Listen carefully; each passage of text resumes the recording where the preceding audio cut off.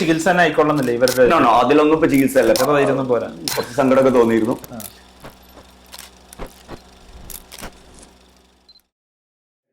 ഇത്തവണ NEET related വീഡിയോസിന്റെ comment box ശ്രദ്ധിക്കുമ്പോൾ മനസ്സിലാവുന്ന ഒരു കാര്യം, വെറ്റിനറിയെ കുറിച്ച് ഒരുപാട് എൻക്വയറീസ് വരുന്നുണ്ട്. MBBS കഴിഞ്ഞാൽ പ്രോബ്ലി ഏറ്റവും ഡിമാൻഡ് ഉള്ള ഫീൽഡ് ഇപ്പോൾ വെറ്റിനറി ആണോ എന്ന് തോന്നുമാറ് കമന്റ്സ് വരുന്നുണ്ട്. അപ്പൊ ഇന്ന് നമുക്ക് ഒരു എക്സ്പേർട്ടിനെ കൂടെ കിട്ടിയിട്ടുണ്ട്.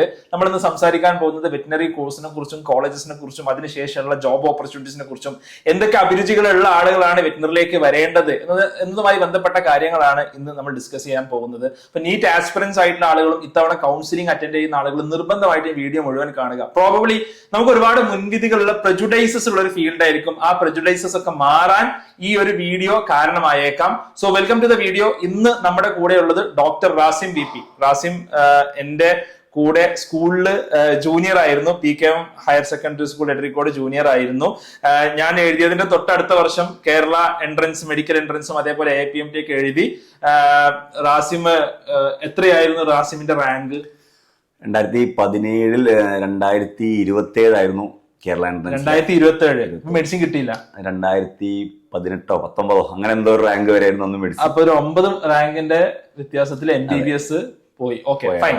പക്ഷെ അത് കഴിഞ്ഞ് BDS ഒന്നും എടുത്തില്ല, പകരം BDS എടുത്തില്ല, നേരെ വെറ്റിനറി ആണ് സെക്കൻഡ് ഓപ്ഷൻ ആയിട്ട് കൊടുത്തിട്ടുണ്ടായിരുന്നത്. കേരളത്തിൽ തന്നെ ബെസ്റ്റ് കോളേജ് ആയിട്ടുള്ള മണ്ണുത്തി വെറ്റിനറി കോളേജിലാണ് നെക്സ്റ്റ് ഓപ്ഷൻ കൊടുത്തിട്ടുണ്ടായിരുന്നത്. അത് ഫസ്റ്റ് അലോട്ട്മെന്റിൽ തന്നെ അവിടെയാണ് കിട്ടിയത്. ഓക്കെ.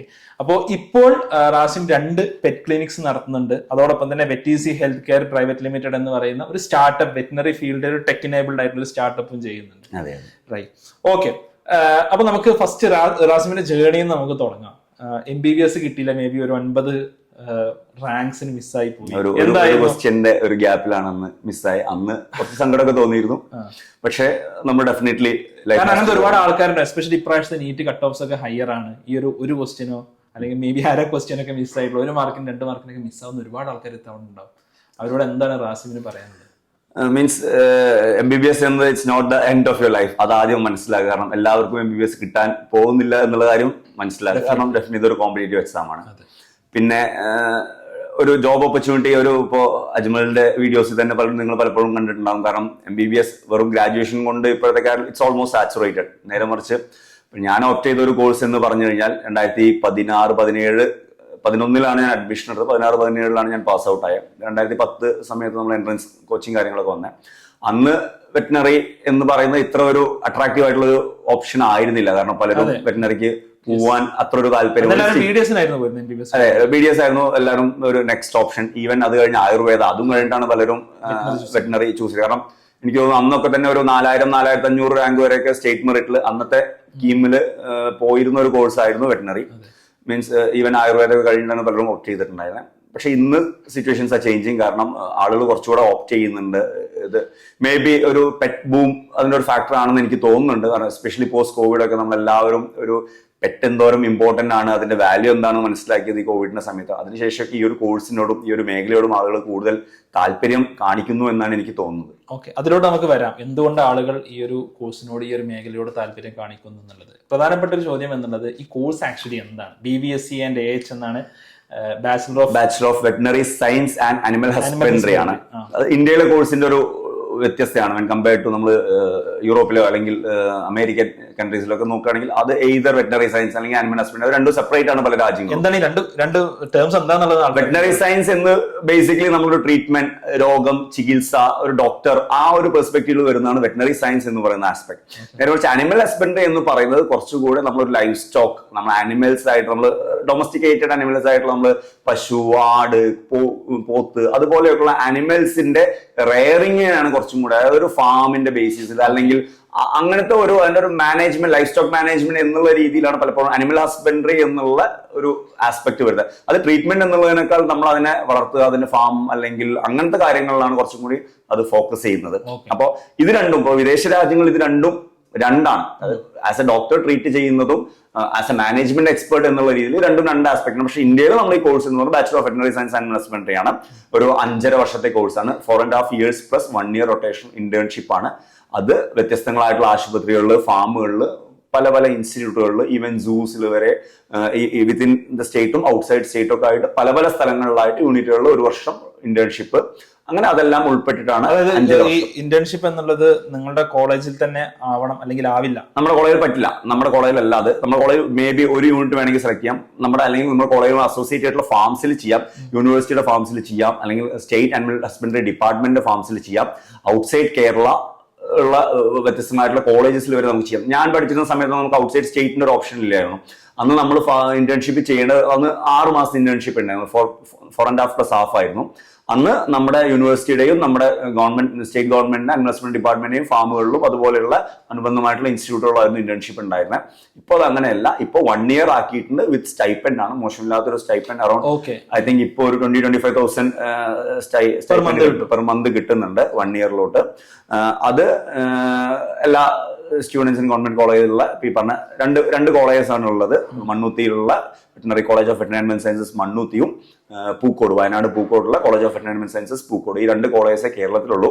ഇതെല്ലാം അഫിലിയേറ്റ് ചെയ്തിട്ടുള്ളത് Kerala veterinary and animal sciences university എന്ന് പറഞ്ഞിട്ടുള്ള ഒറ്റ യൂണിവേഴ്സിറ്റിയാണ്. വയനാട് പൂക്കോട് ഹെഡ്ക്വാർട്ടേഴ്സ് ആയിട്ടുള്ള യൂണിവേഴ്സിറ്റിയാണ്. ഇതാണ് ഈ കോഴ്സിന്റെ ഒരു ഓവർവ്യൂ എന്ന് പറയുന്ന 5.5 വർഷം, 4+1 എന്നുള്ള രീതിയിലാണ് കോഴ്സിന്റെ ഡ്യൂറേഷൻ. സ്വാഭാവികമായിട്ടും ഇതിൽ എന്താണ് പഠിക്കാനുണ്ടാവുക എന്നുള്ളത് 4.5 വർഷം. ഇപ്പൊ നമുക്കറിയാം MBBS കുറെ ഒരു 19ഓളം സബ്ജക്റ്റുകളുണ്ട്. അതേപോലെ സിമിലർ ആയിട്ടുള്ള ഒരു ആനിമൽസ് റിലേറ്റഡ് ആയിട്ടുള്ള സബ്ജക്ട്സ് എന്തൊക്കെയാണ് ഇതിന് പഠിക്കാനുള്ളത്? പുതിയ നമ്മൾ 2016 ഒരു മിനിമം സ്റ്റാൻഡേർഡ്സ് വന്നത്, ഒരു ലേറ്റസ്റ്റ് ഇത് വന്നിട്ടുള്ളത് 2016 മുതലാണ് സിലബസിൽ കുറച്ച് മാറ്റങ്ങൾ കാര്യങ്ങൾ വന്നിട്ടുള്ള. എനിക്ക് തോന്നുന്നു ഞങ്ങൾ പഠിച്ച സമയത്ത് അന്ന് 20 സബ്ജക്റ്റാണ് നമുക്ക് ഉണ്ടായിരുന്നത്. ഇപ്പൊ 18 ആണെന്നാണ് എനിക്ക് തോന്നുന്നത്.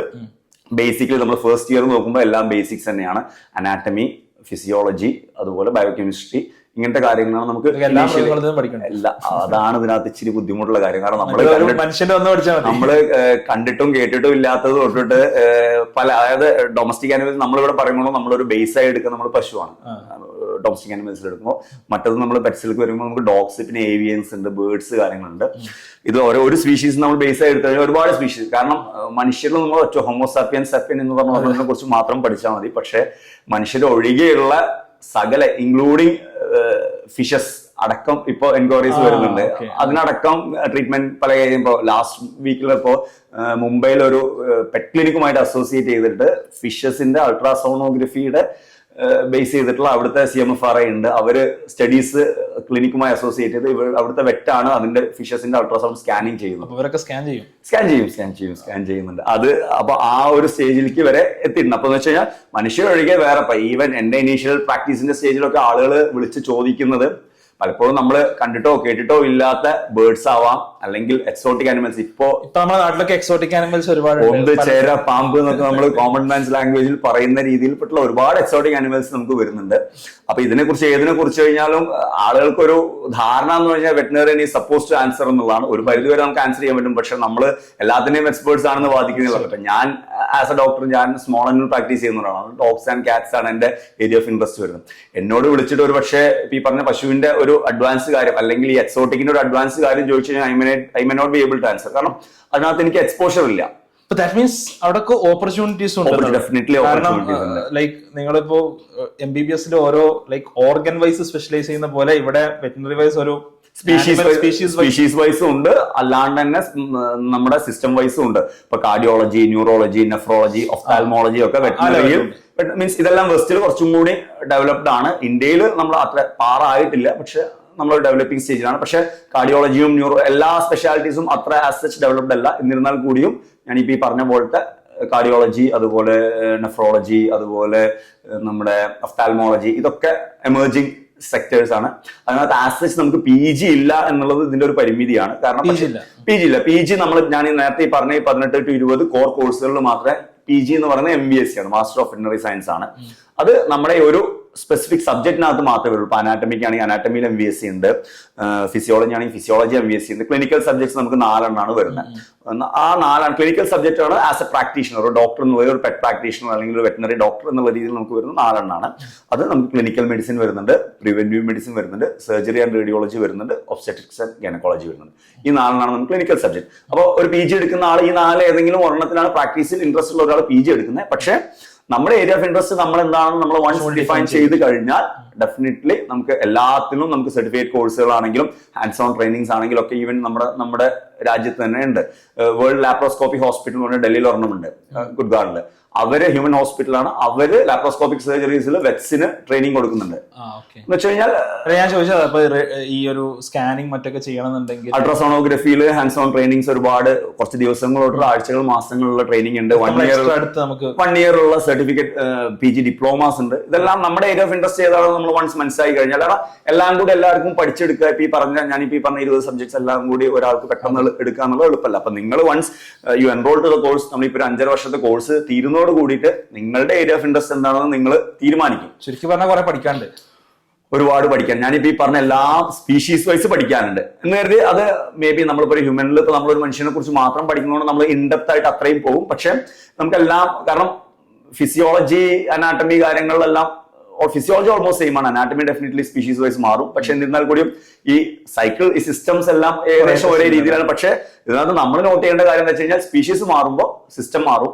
ചില മരുന്നുകൾ ചിലർക്ക് കൊടുക്കാം, ചിലർക്ക് കൊടുക്കാൻ പാടില്ല. ഇൻഡിക്കേഷൻസ് ഉണ്ട്, കോൺട്രാ ഇൻഡിക്കേഷൻസ് ഉണ്ട്. അത് അപ്പോ പട്ടിക്ക് കൊടുക്കാവുന്നത് ചിലപ്പോൾ പൂച്ചയ്ക്ക് കൊടുക്കാൻ പറ്റില്ല. ഈ ആഴ്ച ഇപ്പൊ എറണാകുളത്ത് ഒരു ഫേമസ് പെറ്റ് ഹോസ്പിറ്റലിൽ ഒരു അനസ്തീഷ്യോളജിസ്റ്റ് ചെയ്തൊരു പണി എന്ന് വെച്ച് കഴിഞ്ഞാൽ പുള്ളി ഒരു പെയിൻ വന്നപ്പോൾ മെഫനമിക് ആസിഡ് ടാബ്ലറ്റ് എടുത്തിട്ട് ഒരു പട്ടിക്ക് കൊടുത്തു. അത് ഭയങ്കര കോംപ്ലിക്കേഷൻ ആയി. അവരെ പട്ടിക്ക് കോൺട്രാ ഇൻഡിക്കേറ്റഡ് ആയിട്ടുള്ളതാണ്. അപ്പൊ ഇവര് ഈ ഹിസ്റ്ററി പറഞ്ഞില്ല. ഈ അനസ്തീഷ്യോളജിസ്റ്റ്, ഈ ഡോക്ടർ, കൊച്ചിയിലെ ഒരു ഫേമസ് ഹോസ്പിറ്റലിലെ ഡോക്ടർ, പുള്ളിക്കാരെ ഈ ഹിസ്റ്ററി പറഞ്ഞില്ല. ഡോക്ടർ 1-2 ക്ലിനിക്കുകളിൽ കൊണ്ടുപോയി ചെറിയ റെസ്പിറേറ്ററി പ്രശ്നം, കോഫ് എന്നൊക്കെ പറഞ്ഞിട്ട് കൊണ്ടുപോയ ഡയഗ്നോസ്റ്റിക്സ്, എക്സ്റേ എടുത്തു, മറ്റെടുത്തു. പക്ഷേ ഡെഫിനറ്റ്ലി ഡയഗ്നോസിസിൽ എത്താൻ പറ്റിയില്ല. പിന്നെ ചോദിച്ചു കാരണം ഡെഫിനറ്റ് നമ്മൾ നമ്മുടെ പേഷ്യൻസിനോട് നമുക്ക് ചോദിക്കാൻ പറ്റില്ല. പീഡിയാട്രീഷ്യനെ പോലെയാണ്. കാരണം നമ്മൾ സയൻസിൽ നിന്ന്, അതും ഈ പോയ്സണിങ്ങോ അല്ലെങ്കിൽ ഇങ്ങനത്തെ കേസൊന്നും നമുക്ക് സയൻസിൽ നിന്ന് അത്ര എളുപ്പത്തിൽ തിരിച്ചറിയാൻ പറ്റില്ല. നമുക്ക് മാക്സിമം ബ്ലഡ് വാല്യൂസ് നോക്കുമ്പോൾ ചെറിയ എലിവേഷൻ ഉണ്ടെന്ന് പറയാം എന്നല്ലാണ്ട് ഞാൻ ഇന്ന ഗുളികയാണ് കഴിച്ചത്, അതേമാതിരിയുള്ളതാണ് പാരസെറ്റമോൾ പൂച്ചയ്ക്ക് കൊടുക്കാൻ പാടില്ല, ലിവർ അടിച്ചു പോകും, ഇങ്ങനെ ചില മരുന്നുണ്ട്. അപ്പൊ ഇത് പെറ്റ് പാരന്റ് എന്നാണ് പറയാ. അതായത് അരുമനെ വളർത്തുന്ന ആളെ നമ്മൾ പെറ്റ് പാരന്റ് എന്ന് അഡ്രസ് ചെയ്യുക. ഇയാൾക്ക് ഇത് അറിഞ്ഞോളന്നില്ല. ഈ പറഞ്ഞ ഡോക്ടർക്ക് ഇത് അറിയില്ലായിരുന്നു. ഹെവി ഹിസ്റ്ററി ആദ്യം പോയ 1-2 ആശുപത്രിയിൽ പറഞ്ഞില്ല. എന്നിട്ട് 3ാമത് മറ്റൊരു ആശുപത്രിയിൽ പോയ സമയത്താണ് ഇങ്ങനെ ഒരു പ്രശ്നം സക്സസ്ഫുള്ളി ഇപ്പൊ മാനേജ് ചെയ്ത ആളൊക്കെയാണ് സ്റ്റെബിലൈസ് ആയി ഡിസ്ചാർജ് ചെയ്തത്. അപ്പൊ ആ രീതിയിലുണ്ട്. അപ്പൊ നമ്മളെ ഓരോ സ്പീഷീസ് അറിയുമ്പോഴാണ് അതിലുള്ള പ്രോസും കോൺസും. നമുക്ക് പഠിക്കാൻ ഒരുപാട് ഓപ്പർച്യൂണിറ്റീസും ഉണ്ട് എന്നുള്ളതാണ് മനസ്സിലാവുന്നത്. റൈറ്റ്. അപ്പൊ ഇവിടെ അൾട്ടിമേറ്റ്ലി വരുന്ന പ്രധാനപ്പെട്ട ഒരു ചോദ്യം എന്താ, ഇതൊക്കെ എന്താണ് എന്താ പറയാ, ആളുകൾ അഭിരുചിയോട് കൂടിയാണോ ഇതിലോട്ട് ഈ പെറ്റ്സിനോട് ഭയങ്കര ഇഷ്ടമുള്ള ആളുകൾ, അങ്ങനത്തെ ആളുകൾ മാത്രം പോകേണ്ട ഒരു ഫീൽഡാണ്? റാസിം അങ്ങനെ എത്തിപ്പെട്ടതാണോ? ഡെഫിനറ്റ് ഞാൻ അങ്ങനെ എത്തിപ്പെട്ട ആളല്ല. എന്റെ വീട്ടിലൊരു പെറ്റും ഉണ്ടായിട്ടില്ല, ഇപ്പോഴും പറ്റില്ല. പക്ഷെ എന്റെ മോൾക്ക് ഒരു പൂച്ചനൊക്കെ ആഗ്രഹമുണ്ട്.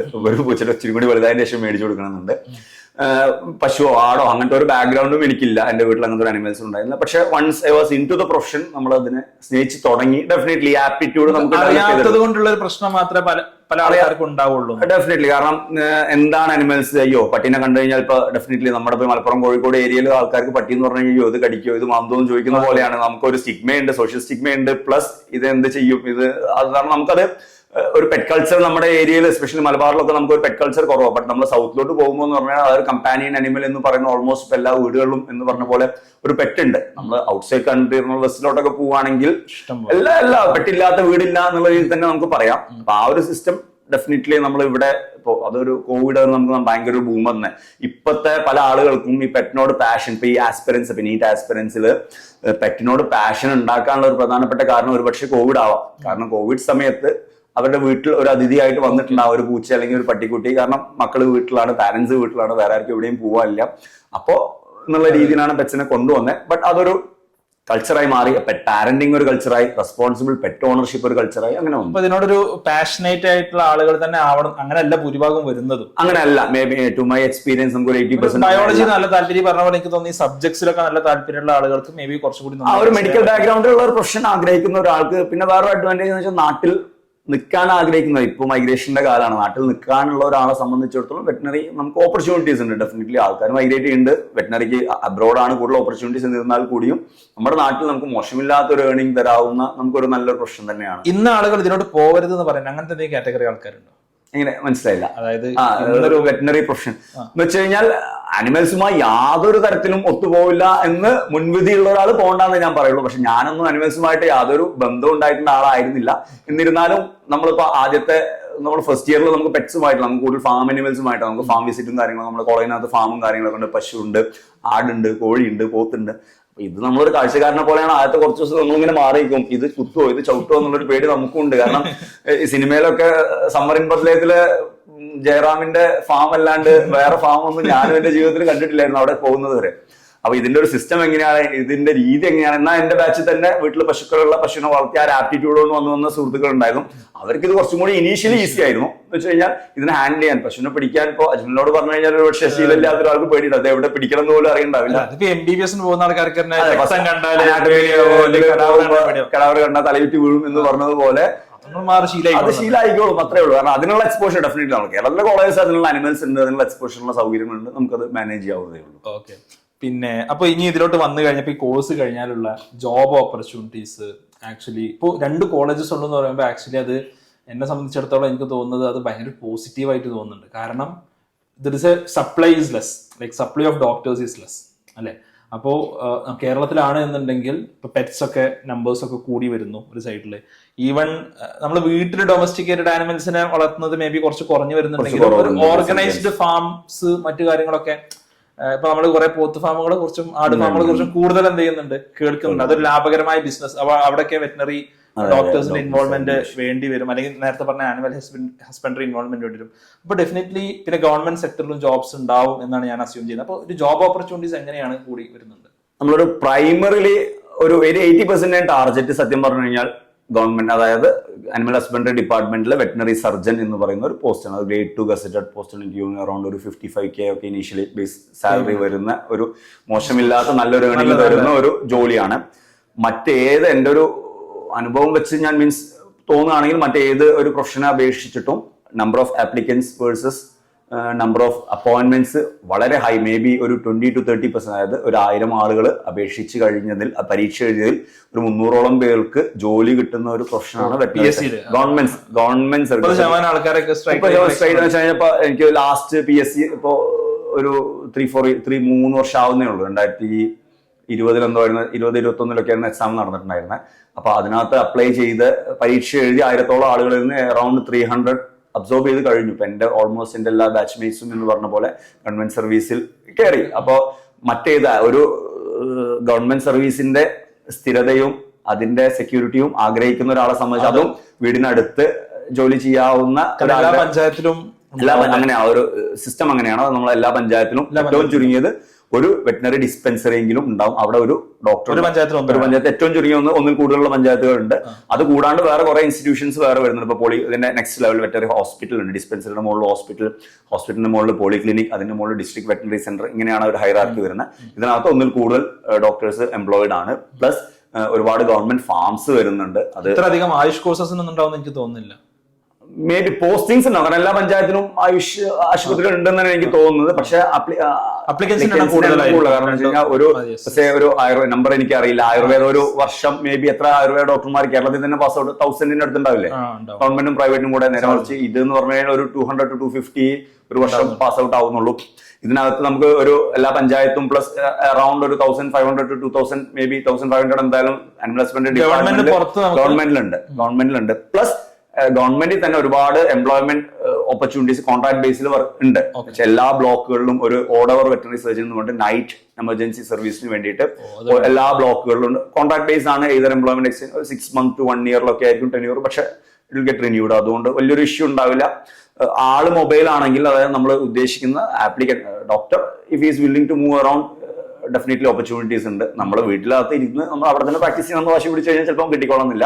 പക്ഷെ അറ്റ്ലീസ്റ്റ് ത്രൂ കേരള നമ്മൾ മൂവ് ചെയ്യാൻ വില്ലിംഗ് ആണെങ്കിൽ ഒരുപാട് ഇതുണ്ട്. ഒരു സാലറി പറയുകയാണെങ്കിൽ അറൌണ്ട് 40 to 45K നമുക്ക് ഇനീഷ്യലി ഈ പറഞ്ഞ കോൺട്രാക്ട് ജോബ്സിന് കിട്ടും. ഇത് കൂടാണ്ട് സെൻട്രൽ ഗവൺമെന്റ് ഫണ്ടിങ്ങോട് കൂടി മൊബൈൽ വെറ്റിനറി യൂണിറ്റ്സ് എന്ന് പറഞ്ഞിട്ട് ഒരു സിസ്റ്റം വന്നിട്ടുണ്ട്. ഒരു 1962 എന്ന് പറഞ്ഞിട്ടുള്ള ഒരു യൂണിഫൈഡ് നമ്പർ പാൻ കേരള നമുക്ക് എവിടെ വേണമെങ്കിൽ സർവീസ് കൊടുക്കുന്ന രീതിയിൽ ഒരു ബ്ലോക്കിൽ 1962 എന്ന് പറഞ്ഞിട്ടുള്ള നമ്പറിൽ വിളിക്കുകയാണെങ്കിൽ ആ ബ്ലോക്കിൽ ഒരു ഡോക്ടർ ഉണ്ട്. ആ ഡോക്ടർക്ക് ഒരു വണ്ടി ഉണ്ട്, ക്രൂയിസറിന്റെ ഒരു മോഡിഫൈഡ് ഫോഴ്സിന്റെ ഒരു വണ്ടി ഉണ്ട്. അതിനകത്ത് മിനിമം കുറച്ച് സൗകര്യങ്ങളൊക്കെ ഉണ്ട്. ഡോർ സ്റ്റെപ്പിൽ വരും. ഒരു നോമിനൽ റേറ്റ് എനിക്ക് തോന്നുന്നു പെറ്റ്സിന് കുറച്ച് കൂടുതലാണ്, അറൌണ്ട് 1000 റുപ്പീ വരുന്നുണ്ട്. മറ്റതിനകത്ത് 450 അങ്ങനെ എന്തോ റുപ്പീസ് നമ്മൾ കൊടുക്കുകയാണെങ്കിൽ ഡോക്ടറും സർവീസ് എല്ലാം അതിനകത്തുള്ള മെഡിസിൻസ് എല്ലാം ഫ്രീ ആയിട്ട് കൊടുക്കുന്നു. അതിൽ ഡോക്ടർക്ക് അറൌണ്ട് ഒരു 55,000-56,000 ഡോക്ടർക്ക് സാലറി കൊടുക്കുന്നുണ്ട് ഗവൺമെന്റ്. അതിപ്പോ ഈ പറഞ്ഞ പോലെ കോൺട്രാക്ട് ബേസ്ഡ് ആണ്, ഒന്നും പെർമനന്റ് പോസ്റ്റുകളല്ല.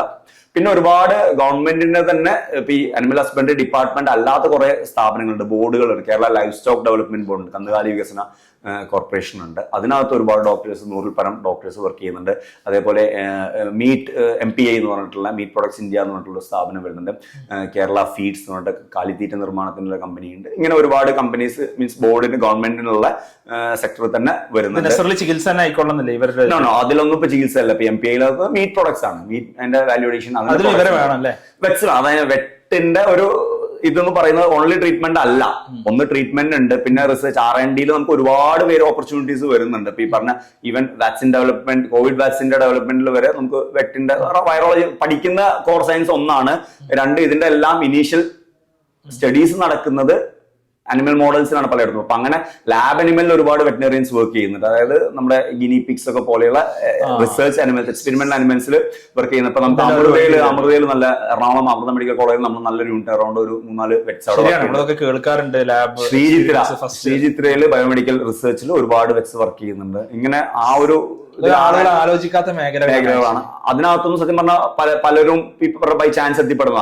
അപ്പൊ അതിനകത്തോട്ടോ ഭയങ്കര റിസർച്ചിലൊക്കെ ഭയങ്കര പാഷനുള്ള ആളുകൾക്ക് ഈ ഒരു രീതിയിൽ പുറത്തോട്ട് പോകുന്നത് കൂടുതൽ പേരും പ്രാക്ടീസിനേക്കാൾ കുറച്ചും കൂടി റിസർച്ച് എന്നുള്ള രീതിയിലാണ് ഇപ്പൊ ഈ പറഞ്ഞ അമേരിക്കൻ കൺട്രീസിലും യൂറോപ്പിനകത്തൊക്കെ പോകുന്നത്.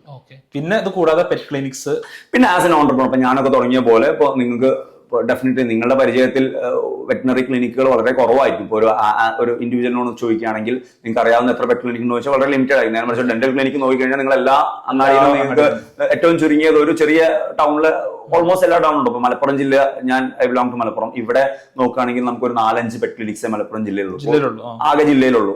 ദാറ്റ് മീൻസ് ഓപ്പർച്യൂണിറ്റീസ് ഉണ്ട്. കാലിക്കറ്റ് നോക്കുകയാണെങ്കിൽ മേ ബി അതൊരു 10 ആവും. കൊച്ചി ആണെങ്കിൽ കൊച്ചി ടൗൺ മാത്രം, നമുക്ക് എറണാകുളത്ത് മാത്രം ഒരു 20-30 ഉണ്ട്. കാരണം അത് ആ ഒരു മെട്രോ ആയതുകൊണ്ട് ആ കൾച്ചറൽ ഡിഫറൻസ് ഉള്ളതുകൊണ്ടാണ്. മലബാറിക്ക് വരുമ്പോൾ നമുക്ക് ആളുകൾ അത്ര അതിനെക്കുറിച്ച് അത്ര ബോധേഡല്ല, സ്പെൻഡിങ്ങിനും അത്ര താല്പര്യം ഇല്ലാത്തതുകൊണ്ടാണ് പെറ്റ് ക്ലിനിക്സിന്റെ എണ്ണം കുറവുള്ളത്. എന്നിരുന്നാൽ കൂടിയും ഓപ്പർച്യൂണിറ്റീസ് ഉണ്ട്. അപ്പോൾ ആസ് എ ഇൻഡിവിജ്വൽ പ്രാക്ടീഷണർ നിങ്ങളൊരു എസ്റ്റാബ്ലിഷ് ചെയ്യുന്ന പെറ്റ് പ്രാക്ടീഷണർ ആവാൻ വില്ലിംഗ് ആണെങ്കിൽ നിങ്ങൾക്ക് അങ്ങനെ ചെയ്യാം. അല്ലെങ്കിൽ ഒരു ഫ്രീലാൻസ് പ്രാക്ടീഷണർ ആയിട്ട് നിങ്ങൾക്ക് ലാർജ് അനിമൽ പ്രാക്ടീസ് നടത്താം. വീടുകളിൽ ഹൗസ് കോൾസ് അറ്റൻഡ് ചെയ്യാം, നമ്മളവിടെ പോയിട്ട് ലാർജ് അനിമൽ പ്രാക്ടീസ് കാര്യങ്ങൾ നടത്താം. ഇങ്ങനെ ഉണ്ട്. അപ്പോൾ അത് നമുക്ക് ഏത് രീതിയിൽ നമുക്ക് താല്പര്യമുണ്ടോ അതിനനുസരിച്ച് പ്രാക്ടീസ് ആണെങ്കിൽ അങ്ങനെ, അല്ലെങ്കിൽ ഫാംസിൽ ഡോക്ടേഴ്സിന് വെക്കുന്നുണ്ട്, ഫീഡ് കമ്പനീസ് ഉണ്ട്, പ്രൈവറ്റ് ആയിട്ട് ഒരുപാട് ഫീഡ് കമ്പനീസ് ഉണ്ട്. അല്ലെങ്കിൽ പോൾട്രി വലിയൊരു ഇൻഡസ്ട്രിയാണ്. വിദേശത്തൊക്കെ നമുക്ക് മിഡിൽ ഈസ്റ്റിലൊക്കെ നല്ല ഓപ്പർച്യൂണിറ്റീസ് ഉള്ളതാണ് പോൾട്രി, കോഴി, ബ്രോയിലർ അല്ലെങ്കിൽ ലെയർ എഗ് പ്രൊഡക്ഷൻ ആണെങ്കിൽ മീറ്റ് പ്രൊഡക്ഷൻ ആണ്. അതിനകത്ത് ഒരുപാട് ഓപ്പർച്യൂണിറ്റീസ് വരുന്നുണ്ട്. ഡയറി ആസ് ഫാമിംഗ്, ഡയറി ഫാമുകൾ കേരളത്തിൽ ആസച്ച് ഡയറക്റ്റ് ആയിട്ട് എംപ്ലോയ് ചെയ്യുന്നതിലും പുറത്തൊക്കെ മിഡിൽ ഈസ്റ്റിലൊക്കെ ഒരുപാട് എംപ്ലോയ്മെന്റ്, അൽമറായി പോലത്തെ ഒക്കെ ഒരുപാട് ചെയിൻസ് ഉണ്ട്. അവിടെ അവർക്കൊക്കെ ഫാംസ് ഉണ്ട്. ഈ ഫാമുകളിലൊക്കെ കൺസൾട്ടന്റ് ആയിട്ട് വെറ്റിനറിയൻസിന് നമ്മുടെ നാട്ടിൽ നിന്ന് ഇത്തരം കമ്പനീസിലോട്ട് ആളുകൾ ഇഷ്ടംപോലെ പേര് പോകുന്നുണ്ട്. പുറത്ത് മിഡിൽ ഈസ്റ്റിലോട്ട് നമുക്ക് ഇവിടെ degree compatibility issues, middle east നമുക്ക് വലിയ ഇഷ്യൂ ഇല്ല. മിഡിൽ ഈസ്റ്റ് നമുക്ക് 3 ഇയർ 5 ഇയർ ഒക്കെ കഴിഞ്ഞാൽ അവിടുത്തെ ലൈസൻസിങ് എക്സാം എഴുതി കഴിഞ്ഞാൽ പ്രാക്ടീസ് ചെയ്യാം. ഫാമുകളിൽ പ്രാക്ടീസ് ചെയ്യുന്ന ലൈസൻസിങ് എക്സാമും വേണ്ടെന്നാണ് എനിക്ക് തോന്നുന്നത്. ജൂനിയർ വെറ്റ് ആയിട്ടോ വെറ്റ് അസിസ്റ്റന്റ് ആയിട്ടോ ഇനീഷ്യലി കയറി പിന്നെ അവിടെ എസ്റ്റാബ്ലിഷ് ചെയ്ത് പ്രാക്ടീസ് ചെയ്യാം, അതിന് കുഴപ്പമില്ല. പക്ഷെ യൂറോപ്പിലേക്കും അമേരിക്കയിലേക്കും പോകുമ്പോൾ എന്ന് വെച്ചാൽ അവിടെ നമ്മളെ മെഡിക്കൽ ഹെൽത്ത് പോലെ അല്ല, അവിടെ കുറച്ചും കൂടി ഈ പെറ്റ്സിന്റെ കേസ് കുറച്ചും കൂടി അഡ്വാൻസ്ഡ് ആണ്. സീരിയസ് ആയി എന്ന് വെച്ച് കഴിഞ്ഞാൽ നമ്മൾ ലയബിൾ ആണ്. നമ്മള് തട്ടിക്കൂട്ട് പരിപാടികളൊന്നും അവിടെ ഇവിടെ തട്ടിക്കൂട്ടുന്നല്ല. പക്ഷെ എന്നിരുന്നാലും അവിടെ അതിന്റെ ക്വാളിറ്റി സ്റ്റാൻഡേർഡ്സ് എല്ലാം കുറച്ചും കൂടി ഹൈ. അപ്പൊ നമ്മൾ അവിടുത്തെ ലൈസൻസിങ് എക്സാം എഴുതണം. പ്രിപ്പറേഷൻ കുറച്ച് ടയർസമാണ്, ഇത്തിരി സമയം എടുക്കും, കുറച്ച് കോസ്റ്റ്ലി ആണ്. എക്സാം എഴുതാൻ ലാക്സ് സ്പെൻഡ് ചെയ്യണം. എന്നാൽ മാത്രം നമുക്ക് അവിടെ, പക്ഷെ വൺസ് നിങ്ങൾ ക്ലിയർ ചെയ്ത് കഴിഞ്ഞാൽ യു ആർ ഡൺ വിത്ത്. പിന്നെ നിങ്ങൾ തിരിഞ്ഞു നോക്കേണ്ട കാര്യമില്ല. അവർക്ക് കിട്ടുന്ന അതേ സ്റ്റാൻഡേർഡ്സ് നമുക്ക് പേയ്മെന്റ് കിട്ടും. അവിടെ ബോർഡ് സർട്ടിഫൈഡ് വെറ്റിനറിയൻസ് ഒക്കെ ആയി കഴിഞ്ഞാൽ പിന്നെ നമുക്ക് പൈസന്റെ കാര്യത്തിൽ നിങ്ങൾ ടെൻഷൻ അടിക്കേണ്ട ഒരു കാര്യം വരുന്നില്ല. ഇപ്പൊ നല്ല കോളേജസ്, ഇപ്പൊ കേരളത്തിൽ 2 കോളേജസ് നമുക്ക് അത്യാവശ്യം നല്ല സ്റ്റാൻഡേർഡ് മീറ്റ് ചെയ്യുന്ന കോളേജസ് തന്നെയാണ്. പിന്നെ നമുക്ക് നിയറസ്റ്റ് നോക്കുകയാണെങ്കിൽ ചെന്നൈയിലുണ്ട് മദ്രാസ് വെറ്റിനറി കോളേജ്. നമ്മൾ മദ്രാസ് മെഡിക്കൽ കോളേജ് പോലെ മദ്രാസ് വെറ്റിനറി കോളേജ് ഉണ്ട്. തമിഴ്നാട് വെറ്റിനറി ആനിമൽ സയൻസസ് പോണ്ടിച്ചേരിയിൽ റിവർ എന്ന് പറഞ്ഞിട്ട് Rajiv Gandhi institute of veterinary education and research RIVER എന്ന് പറഞ്ഞൊരു കോളേജ് ഉണ്ട്. പിന്നെ ബാംഗ്ലൂർ ഹെബ്ബാലിലൊരു ബാംഗ്ലൂർ വെറ്റിനറി കോളേജ് ഉണ്ട്. നിയറസ്റ്റ് നമ്മുടെ ഒരുപാടുണ്ട്. തമിഴ്നാട്ടിൽ എനിക്ക് തോന്നുന്നു അറൌണ്ട് 8 to 10 വെറ്റിനറി കോളേജ് ഉണ്ട്. ബാംഗ്ലൂരിൽ ഒരു 5+ കോളേജസ് ഉണ്ട്. മുംബൈ വെറ്റിനറി, അതൊക്കെ പഴയ കോളേജസ് ആണ്. ഇതെല്ലാം വെറ്റിനറി കൗൺസിൽ ഓഫ് ഇന്ത്യയുടെ നമ്മുടെ ഓൾ ഇന്ത്യ ലെവൽ 15% നമ്മൾ മെഡിസിൻ എന്ന് പറയുന്ന പോലെ 15% നമ്മൾ ഓൾ ഇന്ത്യ കോട്ട ഇവിടെ ഈ പറഞ്ഞ സ്ഥാപനങ്ങളെല്ലാം വരുന്നുണ്ട്. അപ്പൊ ആ എക്സാമിൽ നമ്മളത് ഓൾ ഇന്ത്യ ലെവലിൽ നമ്മൾ വരികയാണെങ്കിൽ ഈ പറഞ്ഞ സ്ഥാപനങ്ങൾ നീറ്റ് വഴി, പിന്നെ IVRI ഇന്ത്യൻ വെറ്റിനറി റിസർച്ച് ഇൻസ്റ്റിറ്റ്യൂട്ടിനുണ്ട്, IVRI ബറേലി ഉത്തർപ്രദേശിൽ, പ്രീമിയം എയിംസ് പറയുന്നത് പോലെ അതിന് ഇക്വലന്റ് ആയിട്ട് നമുക്ക് IVRI, മുമ്പ് അതൊരു post graduate level and above എന്നുള്ള ഇൻസ്റ്റിറ്റ്യൂട്ട് ആണ്. ഇപ്പൊ അവിടെ UG ലെവലില് ഒരു ലാസ്റ്റ് 3-4-5 വർഷത്തിന് താഴെ എന്തോ ആയിട്ടേ ഉള്ളൂ. അവിടെ UG സീറ്റ്സ് ഉണ്ട്, ലിമിറ്റഡ് 2025 എന്തോന്ന് എനിക്ക് തോന്നുന്നത്.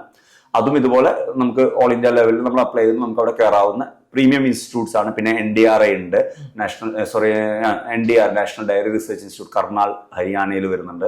ഇങ്ങനെ ഒരുപാട് സ്ഥാപനങ്ങൾ എല്ലാ സ്റ്റേറ്റുകളിലും എന്തായാലും ഗവൺമെന്റ് വെറ്റിനറി കോളേജസ് ഉണ്ട്.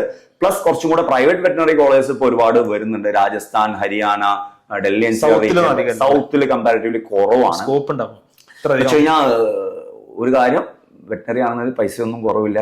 5 lakh പ്ലസ് ആനുവൽ ഫീസ് വരുന്നുണ്ട് പല കോളേജ്. പ്രൈവറ്റ് കോളേജ് ചൂസ് ചെയ്യുമ്പോൾ ഭയങ്കര ശ്രദ്ധ, കാരണം പലർക്കും ടെമ്പററി ആയിട്ടാണ് അഫിലിയേഷൻ കിട്ടുന്നത്. അപ്പൊ ഈ ടെമ്പററി അഫിലിയേഷൻ ആകുമ്പോൾ നമ്മൾ പാസ് ഔട്ട് ആകുന്ന സമയത്ത് എന്തെങ്കിലും അഫിലിയേഷൻ ഇഷ്യോ കാര്യങ്ങളോ വന്നു കഴിഞ്ഞാൽ നമ്മൾ വൺസ് കോഴ്സ് ഇത്രയും പൈസ ഒരു 30 to 40 lakhs നമ്മൾ സ്പെൻഡ് ചെയ്തതിനു ശേഷം നമ്മൾ രജിസ്റ്റർ ചെയ്യാൻ പറ്റാത്ത അവസ്ഥ വന്നു കഴിഞ്ഞാൽ ബുദ്ധിമുട്ടാകും. കാരണം എന്റെ സമയത്തൊക്കെ 2011-12 ഒരു അവിടുത്തെ ഒരു പഴയ ഒരു പ്രസ്റ്റീജിയസ് കോളേജ്, ഒരു പ്രൈവറ്റ് കോളേജ്, ആദ്യത്തെ വൺ ഓഫ് ദി ഓൾഡസ്റ്റ് ആണ്, കോളേജിനകത്ത് പാസ് ഔട്ട് ആയ ഒരു ബാച്ച് മൊത്തം പണി കിട്ടിയതാണ്. എന്ന് വെച്ച് കഴിഞ്ഞാൽ അവർക്ക് ഇത് ചെയ്തു. പിന്നെ രണ്ടാമത് പിറ്റത്തെ വർഷം ഇവർ അഫിലിയേഷൻ പുതുക്കിയതിന് ശേഷം അപ്പോൾ ഒരു വർഷം അവർക്ക് അവിടെ നഷ്ടപ്പെട്ടു. അങ്ങനത്തെ ഒരു അവസ്ഥ ഉണ്ടാവാതിരിക്കാൻ നോക്കണം. കാരണം നമ്മൾ പണ്ട് പ്രൈവറ്റ് മെഡിക്കൽ കോളേജിന്റെ അഫിലിയേഷൻ പോകുന്ന പോലെ മിനിമം സ്റ്റാൻഡേർഡ്സ് റിക്വയർമെന്റ്സ് മീറ്റ് ചെയ്തില്ലെങ്കിൽ veterinary council of India VCI ആണ് ഇതിന്റെ റെഗുലേറ്ററി ബോഡി. ഇപ്പൊ VCIന്റെ അഫിലിയേഷൻ ഇല്ല എന്ന് കഴിഞ്ഞാൽ ഇവരുടെ കോളേജിന്റെ അഫിലിയേഷൻ പോയാൽ പണി കിട്ടും. ഫോറിനിലോട്ട് ഇപ്പൊ കുറച്ച് കുട്ടികൾ എന്നോട് ചോദിച്ചു, കുറച്ച് കുട്ടികൾ ഇപ്പൊ ഫോറിനിലോട്ട്, അതിന്റെ എക്സാക്ട് പ്രൊസീജിയേഴ്സ് എനിക്ക് അറിയില്ല. ഇപ്പൊ വിദേശ രാജ്യങ്ങൾക്കും കമ്പാരിറ്റീവ്ലി ചീപ്പ്, അതേ 40 lakhs ഇവിടെ കൊടുക്കുന്ന അത്രയും പൈസ വരുന്നില്ല പുറത്ത് വിദേശ രാജ്യത്ത്. ഒന്നിനെ ഡെഫിനറ്റ്ലി നമ്മൾ ഇങ്ങോട്ട് വരുമ്പോൾ VCIന്റെ ക്വാളിഫയിങ് എക്സാം എഴുതേണ്ടി വരും. അത് എത്രത്തോളം ടഫാന്ന് വെച്ച് കഴിഞ്ഞാൽ അങ്ങനത്തെ ഒരു നമ്പേഴ്സ് നമുക്കില്ല. ഇപ്പോ റീസെന്റ് ട്രെൻഡ് ആണ്. ഇപ്പൊ ഒരു ലാസ്റ്റ് 2-3 years ഒക്കെ ആയിട്ടാണ് കുട്ടികൾ അങ്ങോട്ട് പോയി തുടങ്ങുന്നുള്ളൂ. അപ്പൊ ഒരു കോഴ്സ് കംപ്ലീറ്റ് ചെയ്ത് അവർ തിരിച്ച്, എന്റെ പരിചയത്തിൽ എനിക്ക് ഓൾമോസ്റ്റ് നമ്മുടെ കേരളത്തിലെ എല്ലാ നമ്മുടെ വെറ്റ്സുമായിട്ട് നമുക്ക് ഒരുവിധ കണക്ഷനുകളാണ്. പുറത്തെ രാജ്യത്ത് കോഴ്സ് കംപ്ലീറ്റ് ചെയ്തിട്ട് ഇവിടെ വന്ന ആളെ നമുക്കൊന്നും അപ്പൊ അതെന്താവും അവരുടെ ഇത്. പിന്നെ അവരെ ആ രാജ്യത്തെ ഇതും നമ്മുടേതുമായിട്ട് ഇക്വലൻസ് ആവണം. പിന്നെ മേ ബി അവരുടേത് ഇപ്പൊ DVM എന്ന് പറഞ്ഞാൽ ഡോക്ടർ ഓഫ് വെറ്റനറി മെഡിസിൻ, വിദേശ രാജ്യങ്ങളിലുള്ള അതാണ് ഡിഗ്രി. അപ്പൊ അതിപ്പോ യൂറോപ്യൻ സ്റ്റാൻഡേർഡ്സ്. അപ്പൊ ആ രാജ്യത്തെ ബേസിക് ക്വാളിഫിക്കേഷനുമായിട്ട് മീറ്റ് ചെയ്യുന്നുണ്ടെങ്കിൽ മേ ബി അവർക്ക് ആ ഒരു മൈഗ്രേഷൻ കുറച്ചും കൂടി എളുപ്പമാവാം. വെസ്റ്റിലോട്ടൊക്കെ പോകണം എന്നുണ്ടെങ്കിൽ. ഇന്ത്യയിൽ വരുമ്പോൾ ഡെഫിനറ്റ്ലി ഇന്ത്യയിലെ ബേസിക് ക്വാളിഫിക്കേഷൻ ആണ് BVSc ആൻഡ് AH ആണ്, bachelor of veterinary science and animal husbandry ആണ്. ഡിഗ്രി വ്യത്യാസമുണ്ട്. കോഴ്സ് സബ്ജക്ട് നമ്മൾ അനിമൽ ഹസ്ബൻഡറി കൂടെ പഠിക്കുന്നുണ്ട്. അത് വേണോ വേണ്ടേ, അതൊരു ഡിബേറ്റ് നമ്മുടെ ഇടയിൽ തന്നെ. സത്യം പറഞ്ഞു കഴിഞ്ഞാൽ സ്പ്ലിറ്റ് ചെയ്യണം അഭിപ്രായക്കാരുണ്ട്. ഇതെല്ലാം കൂടി നമ്മൾ, കാരണം നമ്മളൊരു ജാക്ക് ഓഫ് ആൾ ആക്കാണ് സത്യം പറഞ്ഞു കഴിഞ്ഞാൽ. ഇതെല്ലാം വെച്ച് കഴിഞ്ഞാൽ വെറ്റനറി ഒരു കോഴ്സ് കഴിഞ്ഞ ഒരാൾക്ക് പല ഡിറക്ഷൻസിൽ നമുക്ക് സ്പ്രെഡ് ചെയ്തിട്ട് പോകാൻ പറ്റും. കാരണം നമ്മളെല്ലാം ബയോകെമിസ്ട്രി പഠിക്കുന്നുണ്ട്, ഫിസിയോളജി പഠിക്കുന്നുണ്ട്, അനാട്ടമി ഉണ്ട്, വൈറോളജി ഉണ്ട്, പാരസൈറ്റോളജി ഉണ്ട്, നമ്മുടെ ഫാർമക്കോളജി ഉണ്ട്, പ്ലസ് ക്ലിനിക്കൽ സബ്ജക്ട് ഉണ്ട്, എക്സ്റ്റൻഷൻ ഉണ്ട്. ആസ് ആൻ എക്സ്റ്റൻഷൻ ആക്ടിവിറ്റീസ് അങ്ങനെ ഒരു കോഴ്സ് ഉണ്ട്, വെറ്റനറി ആനിമൽസിന്റെ എക്സ്റ്റൻഷൻ എന്ന് പറഞ്ഞിട്ട്. അത് ഇപ്പൊ ഈ പറഞ്ഞ പബ്ലിക്കുമായി റിലേറ്റ് ചെയ്തിട്ടുള്ള കോഴ്സാണ്. അങ്ങനെ ഒരുപാടുണ്ട്. അറൌണ്ട് നമ്മുടെ 18-20 പോൾട്രി ഒരു കോഴ്സ് ഉണ്ട്, ലൈഫ് സ്റ്റോക്ക് പ്രൊഡക്ഷൻ മാനേജ്മെന്റ്, ഇങ്ങനെ എല്ലാം ഉണ്ട്. അപ്പൊ ആസ് ഒരു പ്രാക്ടീഷണർ, അതായത് ഒരു പെറ്റ് പ്രാക്ടീഷണർ, ഒരു ചികിത്സിക്കുന്ന ഒരാൾക്ക് ഇതിൽ പല ആസ്പെക്ട്സും എല്ലാം വേണ്ടതില്ല. പക്ഷെ നമ്മൾ ഇന്ത്യയിലെ നിയമം ഇങ്ങനെയാകും, നമ്മളെല്ലാം പഠിക്കുന്നുണ്ട്. അപ്പോൾ ഒരു ജാക്ക് ഓഫ് ഓൾ ആക്കി ഇങ്ങോട്ട് തരാണ്. അപ്പൊ നമുക്ക് ഏത് മാസ്റ്റർ വേണമെന്നുള്ളത് നമുക്ക് തീരുമാനിക്കാം. എന്നിട്ട് നമ്മൾ അതിനകത്തോട്ട് നമ്മുടെ എക്സ്പെർട്ടൈസ് ഉപയോഗിക്കും. എന്തായാലും ഈ ഫീൽഡിനെ കുറിച്ച് വളരെ രസകരമായിട്ടുള്ള ഒരുപാട് അറിവുകൾ, പുതിയ ഒരുപാട് അറിവുകളാണ് എനിക്കും കിട്ടിയത്. ഇത് നമ്മുടെ വ്യൂ ചെയ്യുന്ന സ്റ്റുഡൻസിനും പാരന്റ്സിനും കിട്ടിയിട്ടുണ്ടാവുന്ന കരുതുന്നു. എന്തായാലും കോഴ്സിനെ കുറിച്ചുള്ള ഒരു ചോദ്യങ്ങൾ ഞാനിവിടെ അവസാനിപ്പിക്കാൻ ലാസ്റ്റ് ആയിട്ടൊരു ചോദ്യം ചോദിക്കുകയാണ്. പൊതുവെ നമുക്കൊക്കെ ഏലിയൻ ആയിട്ടുള്ള കുറെ അനുഭവങ്ങൾ, അത്തരത്തിലുള്ള എന്തെങ്കിലും രസകരമായ അനുഭവങ്ങൾ റാസിമിന് പറയാനുണ്ടോ ഈ ഒരു പ്രൊഫഷനിൽ പ്രാക്ടീസ് ചെയ്യുമ്പോൾ? ലൈക്ക് നമുക്ക് പലപ്പോഴും രസകരം ഒന്നും ആയിരിക്കില്ല, നമുക്ക് പേടിപ്പെടുന്ന പല അനുഭവം സത്യം പറയണ്ടായിട്ട്. അത് പക്ഷെ എന്താ പറയാ, നെഗറ്റീവ് അല്ലട്ടോ. ഏത് പ്രൊഫഷനാണ് അതിൻ്റെതായ റിസ്ക് ഉണ്ട്. നായയുടെ കടിയേൽക്കുന്ന അനുഭവങ്ങള്, ആനയെ വെടിവെക്കാൻ പിന്നാലെ പോയ ഡോക്ടർമാരുണ്ടാവും. എനിക്കുണ്ടായിട്ടില്ല, ഞാൻ എലിഫന്റ് പ്രാക്ടീഷണർ അല്ല. പക്ഷെ എലിഫന്റ് പ്രാക്ടീഷണറിന്റെ സുഹൃത്തുക്കളുണ്ട്, അവർ പോയിട്ട് പിന്നാലെ പോയ ഡെഫിനറ്റ്ലി പിന്നാലെ പോയ ആൾക്കാരുണ്ട്. സൂല് വർക്ക് ചെയ്യുന്ന ആൾക്കാർക്ക്, അവർക്ക് എന്ന് വെച്ച് കഴിഞ്ഞാൽ അതൊരു പാഷനായിട്ടുണ്ട്. ഈ സൂ എന്ന് പറയുന്നൊക്കെ ഒരു പാഷനായിട്ട് പോകുന്നത്. അതേപോലെ വൈൽഡ് ലൈഫ്, കേരള ഫോറസ്റ്റ് ഡിപ്പാർട്ട്മെന്റിന്റെ കീഴിൽ നമുക്ക് എല്ലാ ജില്ലയിലും ഒരു veterinary assistant forest veterinary officer എന്ന് പറഞ്ഞിട്ട് പോസ്റ്റ് ഉണ്ട്, ഡെപ്യൂട്ടേഷനിലാണ് ഇപ്പൊ എടുക്കുന്നത്. അപ്പൊ വൈൽഡ് ലൈഫിൽ താല്പര്യമുള്ള ഒരുപാട് വെച്ച് കാട്ടിൽ പോയിട്ട് ഈ പറഞ്ഞ പുലി, കടുവ കാര്യങ്ങൾ ഇറങ്ങുന്ന സമയത്ത് അവരെ മയക്കുവെടി വെക്കുക, അല്ലെങ്കിൽ അവരെ പോസ്റ്റ്മോർട്ടം ചെയ്യുക, അത് എൻ്റയർലി ഡിഫറെന്റ് ആയിട്ടുള്ള ധൈര്യം പ്ലസ് പാഷനും വേണം. പാമ്പുകളൊക്കെ ചികിത്സിച്ചിട്ടുണ്ടോ? എങ്ങനെ? പാമ്പിനെ എനിക്ക് കിട്ടിയിട്ടില്ല. കാരണം ഞാൻ പറഞ്ഞല്ലോ, ഞാൻ പെറ്റ് പ്രാക്ടീസിലാണ് ഇരിക്കുന്നത്. പക്ഷെ ഇഗ്വാനൊക്കെ നമുക്ക്, ഇഗ്വാന നമ്മുടെ ഓന്ത് പോലത്തെ സാധനങ്ങളൊക്കെ വെച്ച് കഴിഞ്ഞാൽ അതൊന്നും കോളേജ് സമയത്ത്, കാരണം ഞാൻ പഠിക്കുന്ന സമയത്തൊന്നും ഈ എക്സോട്ടിക് അനിമൽസ് അത്ര കോമൺ അല്ല. അതൊക്കെ ഇപ്പൊ ലാസ്റ്റ് ഒരു 5-10 ഇയേഴ്സിന്റെ ഉള്ളിലാണ് അതിന്റെ ഒക്കെ നമ്പർ കൂടുന്നത്. അപ്പൊ അതിൽ സ്പെഷ്യൽ ഇപ്പൊ കേരളത്തിൽ ഈ എക്സോട്ടിക് അനിമൽസിന് മാത്രമായിട്ടും ബേർഡ്സിന് മാത്രമായിട്ട് 3 ഹോസ്പിറ്റൽസ് ഇവർക്ക് വേണ്ടി മാത്രം സ്പെഷ്യലൈസ് ചെയ്തിട്ടുണ്ട്. ഇവരെ മാത്രം, അതായത് പക്ഷി എന്ന് വെച്ച് കഴിഞ്ഞാൽ നമ്മള് നോർമൽ പക്ഷികളല്ല, അങ്ങനെ പെറ്റായിട്ട് വളർത്തുന്ന പെറ്റ് ബേർഡ്സിനും എക്സോട്ടിക് അനിമൽസിനും, ഞാൻ ഈ പറഞ്ഞ പാമ്പ്, ചേര, ഒന്ത് മുതലായിട്ടുള്ളവർക്ക് വേണ്ടിയിട്ട് എറണാകുളത്തും ആലപ്പുഴ 2 ഡെഡിക്കേറ്റഡ് ക്ലിനിക്സ് ഉണ്ട്. അപ്പൊ ഇതെല്ലാം നമ്മള് ഒരിക്കലും നമ്മൾ ഇന്ന് വരുന്ന ഒരു സ്പീഷീസേ ആയിരിക്കില്ല നാളെ നമ്മൾ കാണുന്നത്. ഇന്ന് കാണുന്ന പറ്റിയാണെങ്കിൽ നാളെ പൂച്ചയാണെങ്കിൽ മറ്റന്നാൾ ഒരു പക്ഷെ പാമ്പാവും. അപ്പൊ അത് ഡിപ്പെൻസ്. ഇന്നലെ ഇപ്പൊ എന്റെ ക്ലിനിക്കിൽ ഒരാള് ഒരു ചെമ്പോത്തിനെ കൊണ്ടുവന്നു. അപ്പൊ പുള്ളിക്ക് വഴിയുന്ന പോത്തല്ല, ഒരു പക്ഷിയാണ്. റീജിയണൽ ഡയലക്റ്റില് വേറെ ഏതെങ്കിലും ഏരിയയില് അതിന് വേറെ വല്ല പേര് കുട്ടിയൊക്കെ ചെമ്പോത്ത് എന്ന് പറഞ്ഞാൽ വല്ല ചുവന്ന കളറുള്ള പോത്ത്, അങ്ങനെയല്ല. അപ്പൊ അതിനെ ഒരു പൂച്ചയോ നായോ എന്തോ മാന്തിയത്, ഒരു അറ്റാക്ക് വന്നതാണ്. അപ്പോ ഇതെല്ലാം ഇപ്പോ ഇന്നലെ കണ്ടതായി. ചെമ്പോത്തിനെ ഒരു പക്ഷേ ഞാൻ എന്റെ ജീവിതത്തിൽ കാണുന്നില്ല. ഒരു കീരിനെയും കൊണ്ട് ഒരാൾ വളാഞ്ചേരി ഭാഗത്ത് ക്ലിനിക്കിൽ കൊണ്ടുവന്നിട്ടുണ്ട്. അവർക്ക് അതിനെ മുറിവായിട്ട് വന്നു. എന്ന് വെച്ച് കഴിഞ്ഞാൽ ഏത് സ്പീഷീസിനെ ഞാൻ കീരിനെ വളർത്തുന്നതല്ല, അതിനെന്തോ പറ്റിയതാണ്. എന്ന് വെച്ച് കഴിഞ്ഞാൽ അതവിടെ ഇഞ്ചുറി പറ്റിയിട്ട് കിടക്കുന്നതായിട്ട് കൊണ്ടുവന്നു. അപ്പൊ ഏത് സ്പീഷീസ്, കാരണം അത് ഒരു അൺപ്രഡിക്റ്റബിലിറ്റി ഉണ്ട്. നാളെ ഇപ്പൊ ഞാൻ ടേബിളിലേക്ക് ചെല്ലുമ്പോൾ ഞാൻ ജീവിതത്തിൽ ഇതുവരെ കാണാത്ത സ്പീഷീസിലായിരിക്കും ഒരുപക്ഷെ നാളെ ഞാൻ എക്സാമിനേഷൻ ടേബിൾ കാണേണ്ടി വരും. അപ്പൊ നമ്മള് ഒരു പ്രിപ്പയർഡ്നെസ് ചിലപ്പോൾ ഇനീഷ്യലി നമുക്കൊന്ന് പേടിക്കും, ഒന്ന് പതറും. കാരണം പക്ഷെ നമ്മൾ അതിന്റെ എക്സ്പെർട്ടൈസ് ഉള്ള ആൾക്കാരോട് ചോദിക്കും. നമ്മൾ കൊണ്ടുവരുന്ന ആളോട് നമ്മൾ പറയും, നമ്മൾ വെച്ചാൽ നമ്മളിതിന് എല്ലാ സ്പീഷീസിന്റെയും മാസ്റ്ററായിട്ട് നമുക്ക് ഇരിക്കാൻ പറ്റില്ല. ഏത് ചോദിച്ചു കഴിഞ്ഞാലും നമ്മൾ മറുപടി പറയണം എന്ന് പറഞ്ഞാൽ ഇറ്റ്സ് നോട്ട് പോസിബിൾ. അപ്പോൾ നമുക്കറിയാവുന്ന ഇപ്പോൾ ഓരോരുത്തരും, അതുകൊണ്ട് ഞാൻ സ്പെഷ്യലൈസ് ചെയ്യുന്നത് സ്മോൾ അനിമൽസിനാണ്, ഡോഗ് ആൻഡ് കാറ്റ് ആണ്. അതൊന്നും എനിക്ക് ഐ ആം കോൺഫിഡന്റ് ഇനഫ്. പക്ഷെ വേറൊരെണ്ണം വരുന്ന സമയത്ത് ഡോഗിലെ ബ്രീഡ്സ് നോക്കി കഴിഞ്ഞാൽ 100 കണക്കിന് ബ്രീഡ്സ് ഉണ്ട്. അതിനും ഇൻഡിക്കേഷനും കോൺട്രാ ഇൻഡിക്കേഷനും. ഒരു ബ്രീഡിന് ഇന്ന മരുന്ന് കൊടുക്കാൻ പാടില്ല, ഇന്ന ബ്രീഡിന് ഇന്ന മരുന്നേ കൊടുക്കാവൂ, അങ്ങനെ കുറെ വരുന്നുണ്ട്. അത് വേറെ കാര്യമാണ്.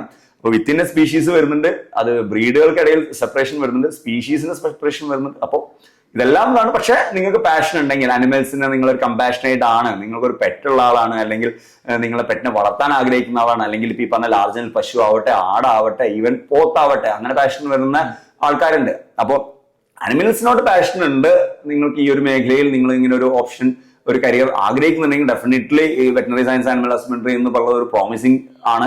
അത് എയ്തർ ബി നിങ്ങൾക്ക് നാട്ടിൽ നിന്നുകൊണ്ട്, നിങ്ങളുടെ വീട്ടിൽ നിന്നുകൊണ്ട് നിങ്ങൾക്ക് ജീവിക്കാവുന്ന, പുറത്തോട്ട് പോകേണ്ടാത്ത ഒരാളെ സംബന്ധിച്ചിടത്തോളം അങ്ങനെ നിങ്ങൾക്ക് നല്ലൊരു ഏർണിങ്സ് തരുന്ന ഒരു ജോലിയാണ്. അതല്ല നിങ്ങൾക്ക് ഇപ്പോൾ റീലൊക്കേറ്റ് ചെയ്യണമെങ്കിൽ മിഡിൽ ഈസ്റ്റ് ആവട്ടെ, മറ്റ് നമ്മുടെ യൂറോപ്യൻ കൺട്രീസോ അല്ലെങ്കിൽ അമേരിക്കൻ കൺട്രീസോ ആയിക്കൊള്ളട്ടെ, അവിടേക്ക് നിങ്ങൾക്ക് റീലൊക്കേറ്റ് ചെയ്യണമെങ്കിൽ അതിനും ഓപ്ഷൻ ഉണ്ട്.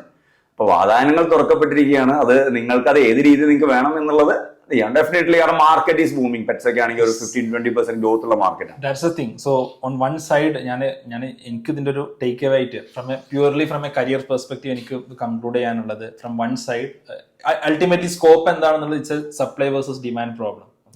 ഒരു സൈഡിലെ ഡിമാൻഡ്, ഇന്ത്യ ഇങ്ങനെ തന്നെയാണ് കേട്ടോ. ഇന്ത്യയിലും ഇതുപോലെ ഈ പറഞ്ഞ ഡിമാൻഡ് കൂടുതലാണ്. കാരണം എവിടെ നോക്കിയാലും ഇൻപുട്ട് ലെസ് ആണ്. കാരണം ഒരുപാട് എണ്ണം വരുന്നു. ഡിമാൻഡ് പെറ്റ്സിന്റെ എണ്ണം കൂടിക്കൊണ്ടിരിക്കുന്നു, ഫാം ഹൗസുകളുടെ എണ്ണം കൂടിക്കൊണ്ടിരിക്കുന്നു. The demand is booming and the supplies are always limited. അത്രയധികം പ്രൈവറ്റ് കോളേജ് കേരളത്തിൽ ഇല്ല. ഒരു fixed number of 200 around doctors, vets ഓരോ വർഷവും പുറത്തിറങ്ങുന്നുള്ളൂ. സോ ദാറ്റ് മീൻസ് നിങ്ങൾ നല്ലൊരു ഓപ്പർച്യൂണിറ്റി ലൈഫിൽ സീക്ക് ചെയ്യുന്നുണ്ട്. And if you are open to, എന്താ പറയാ, this whatever Razim has told, വളരെ മനോഹരമായിട്ട് റാസിം ഓരോ ഇതിലുള്ള അൺസർട്ടനിറ്റീസ്, നമ്മുടെ എക്സാമിനേഷൻ ടേബിളിൽ പുതിയ മൃഗങ്ങൾ വരുന്നതിനെ കുറിച്ച്, അതേപോലെ നമുക്ക് ഉണ്ടാവുന്ന ജോബ് ഓപ്പർച്യൂണിറ്റീസിനെ കുറിച്ച്, നമ്മൾ ചെയ്യേണ്ട കാര്യങ്ങളെ കുറിച്ച്, നമുക്കുള്ള വെറൈറ്റി ഓഫ് ഓപ്പർച്യൂണിറ്റീസിനെ കുറിച്ച്, അതിന്റെ ചാലഞ്ചസിനെ കുറിച്ചൊക്കെ വളരെ മനോഹരമായിട്ട് റാസിം പറഞ്ഞു. If you are open to that, I think this is definitely worth considering. നിങ്ങൾക്ക് ധൈര്യമായിട്ട് എടുക്കാവുന്ന നല്ലൊരു ഫീൽഡായിട്ടാണ് എനിക്ക് പേഴ്സണലി എന്ത് ചെയ്തിട്ടുള്ളത്, എനിക്ക് ഈ ഡിസ്കഷന് ശേഷം ഫീൽ ചെയ്തത്. ഞാൻ ആക്ച്വലി ഒരുപാട് പ്രജുഡൈസുമായിട്ടാണ് മേ ബി ഈ ഡിസ്കഷൻ ചെയ്യുന്നത്. കാരണം നമുക്ക് അറിയാത്തൊരു ഫീൽഡാണ്, നമ്മൾ അധികം കേട്ടിട്ടില്ലാത്തൊരു ഫീൽഡാണ്, നമ്മൾ പുറത്തുനിന്ന് മാത്രം കണ്ടിട്ടുള്ള ഒരു ഫീൽഡാണ്. ഈവൻ ചില സിനിമകളിൽ മാത്രം എന്താണ് പണ്ടൊക്കെ വധു ഡോക്ടറാണെന്നൊക്കെ അതൊക്കെ ഭയങ്കര മോശമായ രീതിയിൽ അത് വെച്ചിട്ട് സ്റ്റീരിയോടൈപ്പിസം ഒരിക്കലും വേണ്ട. ആ കാലമൊക്കെ മാറി. ഇപ്പൊ കൊച്ചിയിലൊക്കെ ആണെന്നുണ്ടെങ്കിൽ നല്ല അടിപൊളി പെറ്റ് ക്ലിനിക്കുകളുണ്ട്, നിങ്ങൾക്ക് പോയി നോക്കാം. കണ്ടു കഴിഞ്ഞാൽ അയ്യോ ഇങ്ങനെയൊക്കെ സെറ്റപ്പ് എന്റെ നാട്ടിലുണ്ട്. അപ്പൊ എനിക്ക് കോട്ടക്കലാണ് എന്റെ ഒരു ക്ലിനിക് ഉള്ളത്. നിങ്ങൾക്ക് അവിടെ വന്ന് നോക്കി കഴിഞ്ഞാൽ പെറ്റ് ക്ലിനിക് ഇതാണോ എന്നുള്ളത് നിങ്ങൾ ഇങ്ങനെയൊക്കെ സൗകര്യങ്ങൾ നിങ്ങൾക്ക് പോയി നോക്കാം, എന്നിട്ട് നിങ്ങൾക്ക് ചൂസ് ചെയ്യാം. So thanks for coming for this wonderful discussion. വളരെ നല്ലൊരു ഡിസ്കഷൻ ആയിട്ടാണ് എനിക്ക് ഫീൽ ചെയ്തത്. എന്തായാലും ഇത് ഒരുപാട് ആളുകൾക്ക് നല്ലൊരു ഓപ്പണിംഗ് കൊടുക്കുന്ന ഒരു ഡിസ്കഷൻ ആണെന്ന് തോന്നുന്നു. നിങ്ങളുടെ അഭിപ്രായങ്ങൾ, നിങ്ങളുടെ ചോദ്യങ്ങൾ താഴെ കമന്റ് ചെയ്യുക. Will try to answer them as much as possible. Okay, and ഈ ഡിസ്കഷനെ കുറിച്ചുള്ള നിങ്ങളുടെ ഓവറോൾ ഒപ്പീനിയനും കമന്റ് ചെയ്യുക. അതോടൊപ്പം നിങ്ങൾക്ക് ഇനി എന്തൊക്കെ ഫീൽഡിൽ നമുക്ക് ഡിസ്കഷൻസ് വെക്കണം ഇതേപോലെ എക്സ്പേർട്സിനുമായി എന്നുള്ളത് നിങ്ങൾ പറയുക. Okay, so thanks lot, thanks for coming. Okay, all the best. Thank you.